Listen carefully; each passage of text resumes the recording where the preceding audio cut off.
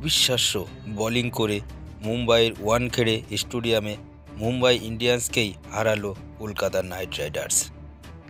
তবে চলতি মরশুমে আইপিএলে অন্যতম চর্চার বিষয়টি হলো পিচ।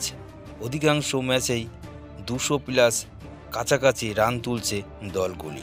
সেই জায়গায় শুক্রবার কম রানের পুঁজি নিয়েও 24 রানে দুর্দান্ত জয় পেল সিএসআইআরের কলকাতা। তবে যার নেপথ্যে কারিগর বলা যেতেই পারে কেকেআরের 25 কোটি টাকার বোলার মিচেল স্টার্ককে। এদিন 170 রানের পুঁজি ছিল কেকেআরের বোলারদের সামনে, তাই পরিকল্পনা মাফিক বোলিং না করলে নিশ্চিত হার হজম করতে হতো তাদের।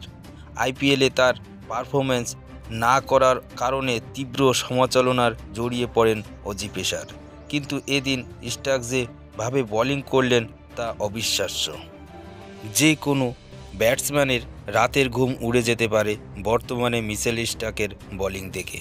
আবার যারা নিন্দা সমালোচনা করছিলেন তাদেরও চোখ কপালে উঠে যেতে পারে মিচেল স্টার্কের বোলিং দেখে।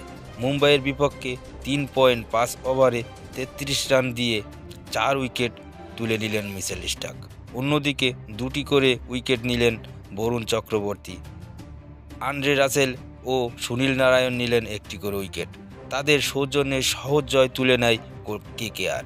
তবে একটা সময় ভয়ঙ্কর রূপ ধারণ করা সূর্যকুমার যাদবকে 35 বলে 56 রানে ফিরিয়ে দেন আন্দ্রে রাসেল। এই সুবাদেই 145 রানেই অল আউট হয়ে যায় মুম্বাই ইন্ডিয়ান্স। এদিন বিপক্ষের মাঠে টস হারলেও ম্যাচটি হারেনি কেকেআর। প্রথমে ব্যাটিং করতে নেমে 169 রানে তোলে শাহরুখ খানের দল।